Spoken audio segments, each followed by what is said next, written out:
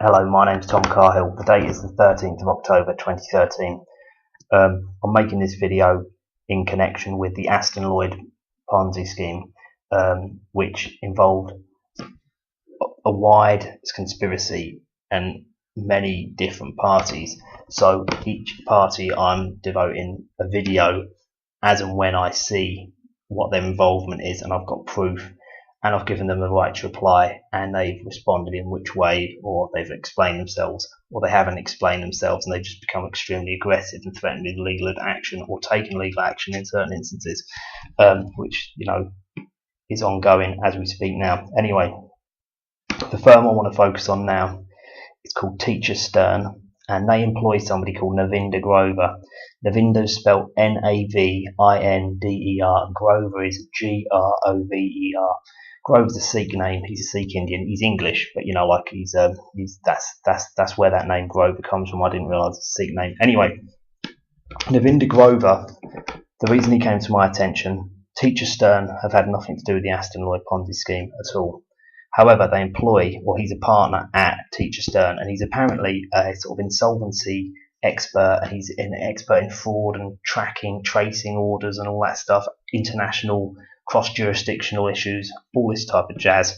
That's what his apparent daily bread and butter is at Teacher Stern. Now, an examination of Teacher Stern's website makes very clear that all of the other people at Teacher Stern, that's what they all deal with as well. So they're all experts in this. Now, Navinder would have you believe that he was also ripped off by Aston Lloyd by like 15 grand or 12 grand or something like that. And you know, like, yet despite he's got all his expertise, he's just too stupid to like know what to do. And therefore, if he's too stupid and he's an expert in all this stuff, then obviously everybody else is going to be too stupid. So you might as well just write your money off. It's the most clearest plant in history. Anyway, I told the firm about this. I gave them time before I published anything. They just became kind of aggressive with me and very like, first of all, they wouldn't speak to me, then they were like, don't ever contact us again. And I thought that's very weird because I wasn't accusing the firm of anything, and I wasn't even questioning any of his work whilst at the firm. So all very suspicious. So I put up about April of this year, so that was April 2013, I put something up on scamexposure.com. It used to be called Scam Informer, but the email address, the web address is scamexposure.com, and it was under Navinder Grover, Teacher Stern, the Chimpanzees Tea Party, and the Aston Lloyd Ponzi Scheme. The word Chimpanzees Tea Party, the reason I'm using that was because he got elected, right? There was no vote, but he got elected onto this creditors committee. They weren't creditors, he knows this, but he was saying he was a creditor to give it credence, because of course he's an expert, so if he says he's a creditor, he must be a creditor, not an actual interest holder, which is what the insolvency practitioners, I said to start off with. So, you know, I knew from day one, no fooling me, it's very obvious. But they paid a barrister, and he came out with that, despite the fact they were paying him to give, you know, obviously their line of he wouldn't do it because it's so completely bent. His name is Michael Jeffries, and he said no, they're equitable interest holders, they're not investors. But they then had to keep that from everybody and say that, in fact, of course, he obviously backed up their opinion, but of course he didn't. So if you actually see the opinion, he didn't. Anyway, but Navinder Grover obviously will have seen this as well, but he didn't tell anyone because he's a plant, he's a criminal, and I'm going to expose him. And the firm are happy to keep employing him, so, you know, make your own conclusions. Anyway, I'll read out the article that I put up on the 7th of April. Now remember, at this stage they've been emailed. I emailed all the other partners at the firm, all the other solicitors, and there's about 30, 35 of them, something like that, and I told them, you know, this is what's going to happen. If you don't make sure, you know, you come up with some kind of explanation, you need to suspend him, investigate him, find out he's guilty, and get rid of him. They didn't do this. They should have done what they were told by me, shouldn't they? Anyway, here it goes. Navinder Grover, Teacher Stern, the Chimpanzees Tea Party, and the Aston Lloyd Ponzi Scheme. Navinder Grover has the following CV, which has been featured on the TS website, where he's a partner. Please see end of article, and I take what's on his website and put it on there. Sorry, their website about him, and I'll put it at the end of the article. Right. So he's a partner.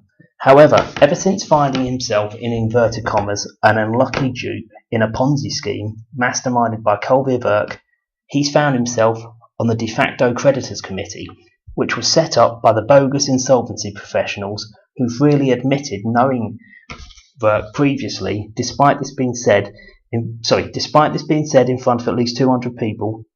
Bijal Shah now has denied in writing and said that their acquaintance was a business one and not one from a social function initially dreamed up.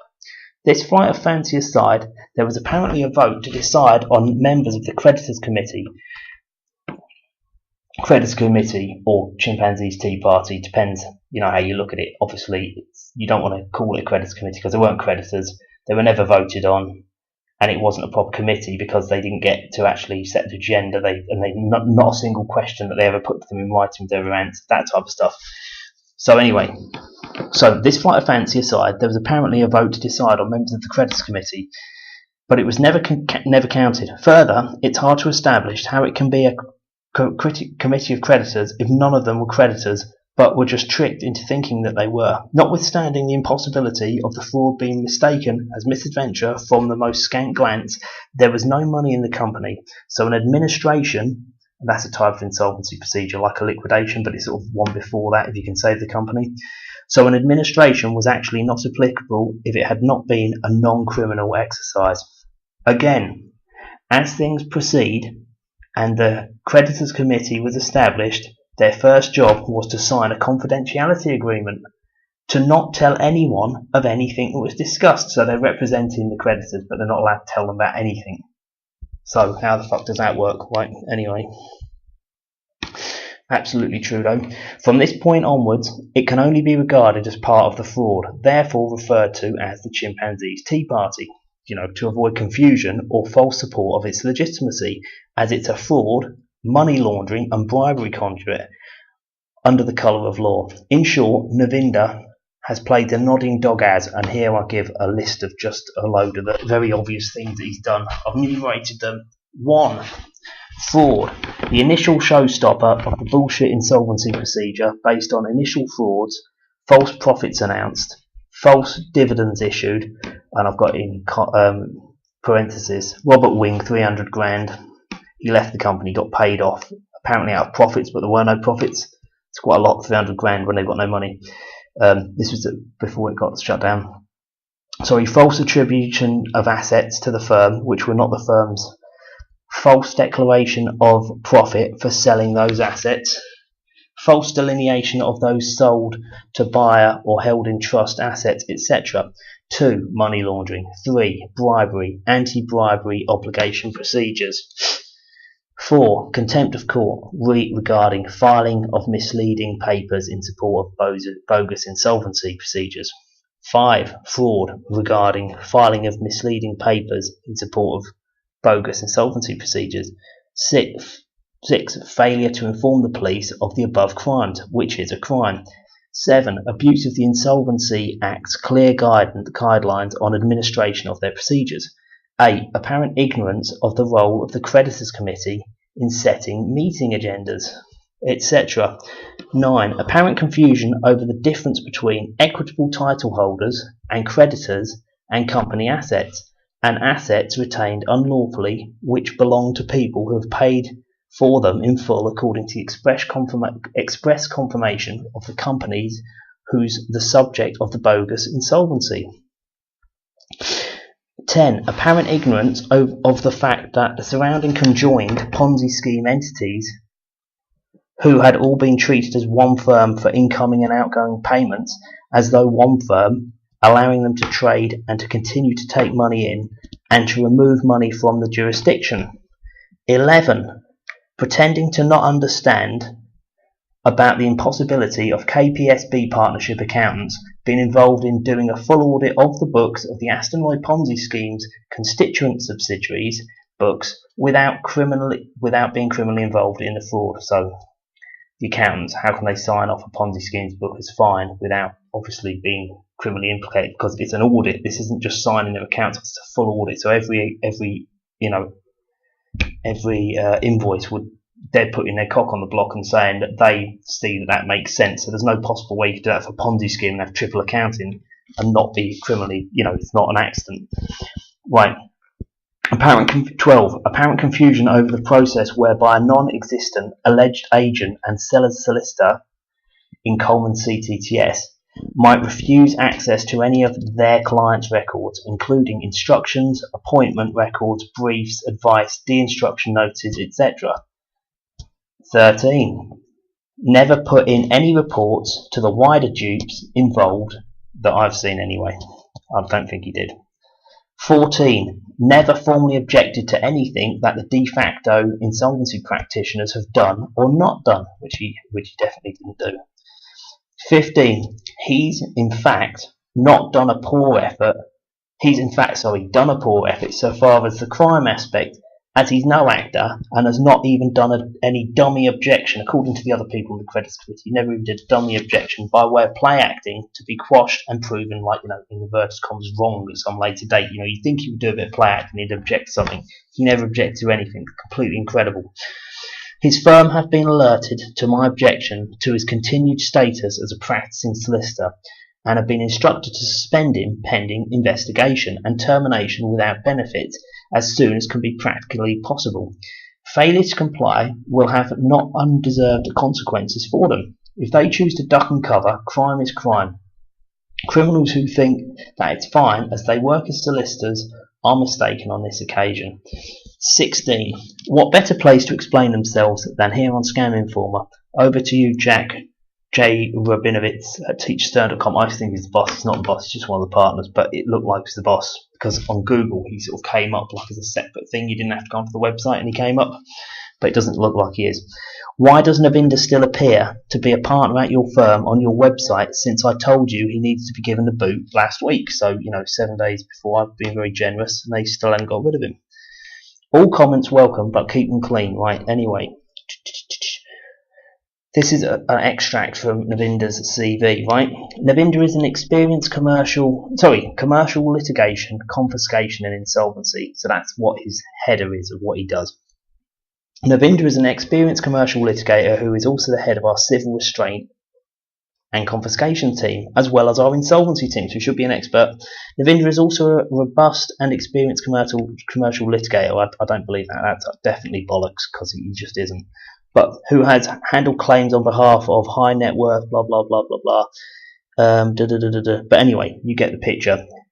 Right now, so that's that one there. Now, this is where I continue on. So basically, he's claiming that he's an expert in it. Then when he comes to be ripped off himself, but he wasn't ripped off, he's a dupe. He doesn't know anything about it. Right. I put up a subsequent comment about a week later, and it's called, and I'll read it out as follows. Right. Conspiracy theories and Navinder Grover's claimed ignorance of the official receiver, because this is some other nonsense he came out with. Please remember, he is meant to be a fellow dupe who's advising people who are in the same position as he. He's not a creditor.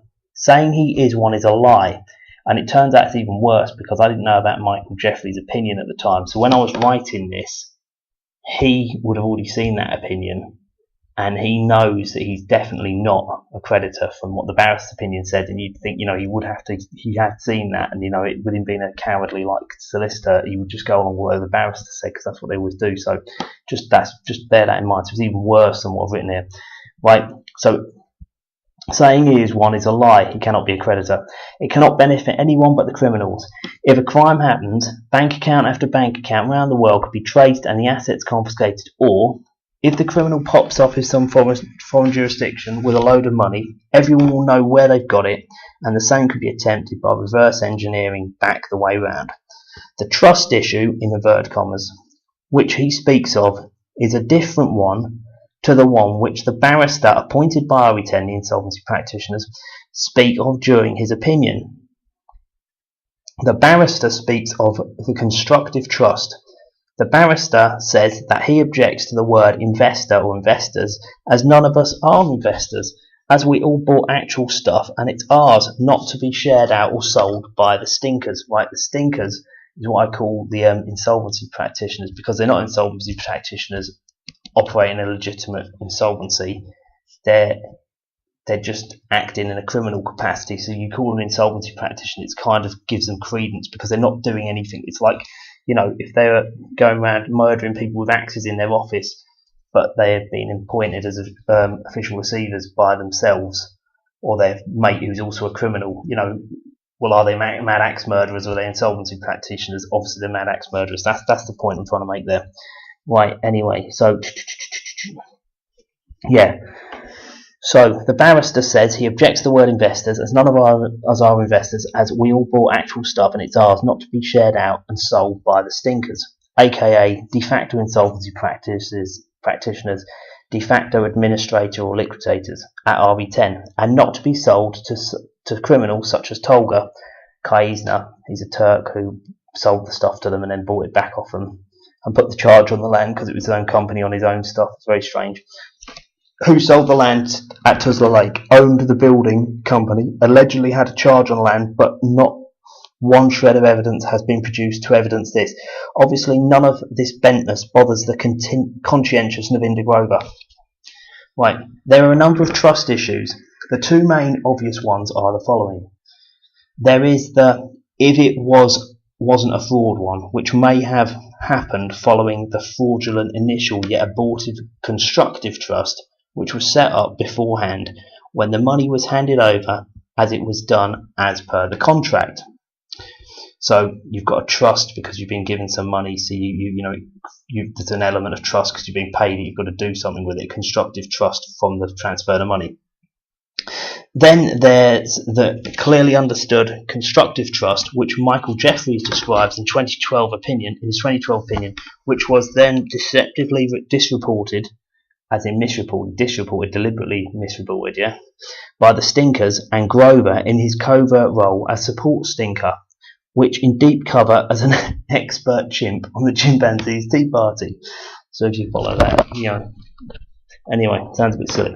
My article comment, The Idiot's Guide to the Aston Lloyd Ponzi Scheme, explains the cross-jurisdictional issues are all a load of nonsense in both equity and in legal terms. See Wikipedia and read the first part of the barrister's opinion. The law in this country is very, very, very clear. If an agreement's made here, it doesn't matter where the subject happens. It's the law of the land here that counts. So, as long as nothing else has been agreed counter to this, any number of scam or fraud enabling special purpose vehicle companies won't change that, as numerous expert commentators explain. If this wasn't the case, the delivering party in any cross-jurisdictional agreement could start shifting the goalpost, and there will be little point in agreeing anything here, as it will be a big, confusing mess. It could just be changed in the other jurisdictions, what he's trying to say. But he said it clearly, but I was paraphrasing it and I'm not making that clear. When you've got an SPV or a special purpose vehicle company which wholly owned, to consider this some kind of cross-jurisdictional fraud magic wand, like Navinder, soon-to-be ex-solicitor Grover, is lying, then why didn't the criminals just crack on and buy themselves a load of Ferraris via that company, via some dodgy foreign-sounding Tom, Dick or Harry? See, why would they? It doesn't make any sense. If it was so simple, it's in Turkey, so English law doesn't count. It's all in England. It doesn't. Why would they even pretend to build houses? It doesn't make sense. Bijal Shah and Nimish Patel have been telling people massive porkies from day one. However, the barrister's opinion that they've claimed supports their views and constricts them in doing what is best for us all has nothing to do with the trust issue that they speak of, and everything to do with the trust issue, which means that they're criminals who are undertaking fraud, money laundering, bribery, contempt of court, submitting as well as various details to court which are untrue, and offences related to the Insolvency Act. Now, the other trust issue was something that was brought up by some people in one of the other groups in buyers, and they said that there was a trust because of some sort of thing mentioned about a trust in one of their contracts, but the whole point is it was just a fraud. So the fact you've got a trust attached to a fraud, but they've just stolen your money and not done anything with it, it's all completely ridiculous. I'm suspicious as to why this ever got pushed forward. That people were banging on about this trust issue, and of course, it's nonsense. It's like if I sold someone a bike and then they had a contract with someone else saying that they trusted them with the bike, but I never even sold them the bike. It's just completely irrelevant because they haven't even got the bike, and I've stolen the bike from them, so they haven't even got it. So the idea that then somebody else got trust is complete nonsense. The constructive trust is obviously the real one. That's what the barrister picked up on, quite rightfully. Right, anyway, if the stinkers were actually doing nothing wrong, why the confidentiality agreement, why the zero communication of any substance, and why the denial of requests for supporting documentation, such as the charge on the land in Tudor Lake, which they said happened, but they've got no evidence for it even being put on, let alone any substantiation for it, like invoices and stuff. Not a single shred of any of that. It has been noted that Bijal's submitted statement to the court promised lots of things. He's not done any of them, nor should he have, as it's a fraud, and suggesting that they'd be appropriate in this light is an attempt to further the fraud. However, it's a draft, because it wasn't an actual signed witness statement in support of their application to, be voluntary administrators. It was just a draft that they showed people. Obviously, that wouldn't have been sufficient in court, so obviously it said something different than the one that they showed everybody else. So however, it's a draft. It's not a witness statement if it's a draft, and it's got to be signed, and it wasn't, right? So they've obviously shown you something different. Winding up to the petition. I don't honestly know what the implications are regarding the winding up petition. I'll yield to Navinder's expert knowledge of them, presuming that if he says it doesn't matter, which he did in some email he sent to a load of people, then it does matter, as he's a liar who is pretending to be thick, and no one's as stupid as he's pretending to be. It is very interesting that Navinder's happy to record such drivel to you all, when he's not inclined to write to me to explain why I've raised the unpleasant realities about him to his entire firm. I think I'd be more interested in explaining this and making it impossible for me to come to such conclusions. It is normal behaviour to object to being accused of things that ruin your career, unless, of course, duck and cover is being relied upon. But honest people don't have to duck and cover, so I think it's worthy of note. If you want any of the documentation mentioned, please email me and I'll gladly send you anything you need. Any substantiation which has been relied upon shall also be provided. So that's it in a nutshell. Teacher Stern, they continue to employ this Navinder. When I told them that he'd been up to something, he's got lots of answers that he needs to give to talk himself out of what looks like a very suspicious situation, they became slightly aggressive. They started putting the building blocks in position that I know, so they can start saying, we objected to you contacting us. That's harassment, like what solicitors do when they've done something bent. They don't take anyone down the defamation track, because that will really fuck them over. So they always use harassment, because harassment is very abused at the minute, and people are tricked by it and they think that it might actually be harassment. But anyway, that's enough for today. But if you need to get in touch with me, you can get me on T0, not an O, so that's T0M CAHILL. That's my Skype name, and you put the same name at hotmail.com, and that's my email. You can contact me at any time. Thanks very much for listening. I welcome any comments, and I think anybody else who's in a similar position should share information and put things up about these things, because this is in no way the only one of these schemes that's going, and these people like Teacher Stern are allowing their people to work on these jobs and do like criminal side work. It's totally unacceptable, and they need to have their noses rubbed in it, and basically, if possible, put out of business, or at least have to, in this instance, they're not liable for anything, but why are they employing criminals? Why are they happy to work with criminals and then sort of be very abusive, sort of threatened when people just point the thing out to them? Very suspect. Birds of a feather flock together. Definitely, they're obviously criminals themselves. That's obvious. Thanks very much. Bye bye.